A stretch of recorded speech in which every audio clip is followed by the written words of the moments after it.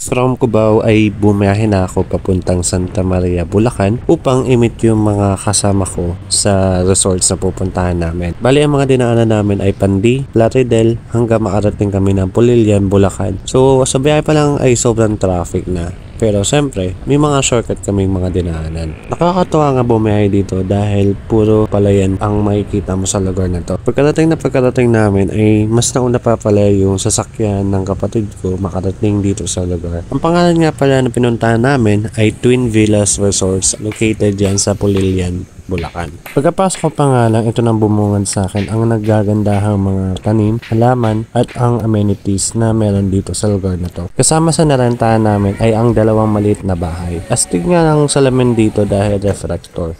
So pagpasok mo pa lang sa loob ay makikita mo na meron itong CR at dalawang palapag na gusali na mayroon dalawang kama sa taas at sa ibaba. Included na nga dito ang TV na may Netflix, Wi-Fi at ang aircon.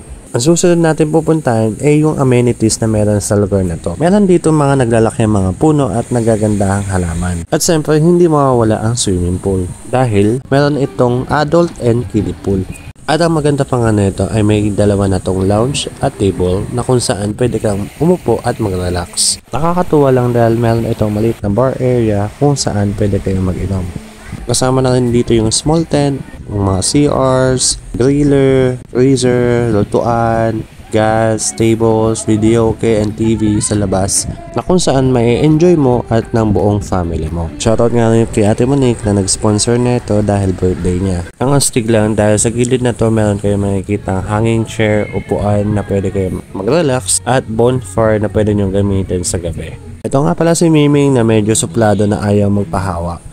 Sobrang solid ng araw na to dahil nakasama ko yung family ko at the same time nakapag-relax din ako. Kaya kung naghahanap kayo ng pag-outingan ng family mo or team building, ay highly suggest na try yung subukan dito sa Twin Villa Resort. Dahil marami pa silang kayang i-offer sa inyo. Meron din dito mga basketball, billiards at kung ano-ano pang mga activities na pwede nyo magamit. So hanggang dito na lang guys, no, at salamat sa inyong tatangkilik sa ating channel. I hope na magkita pa ulit tayo sa susunod natin mga upcoming videos. Stay tuned. Hanggang dito na lang guys. Bye.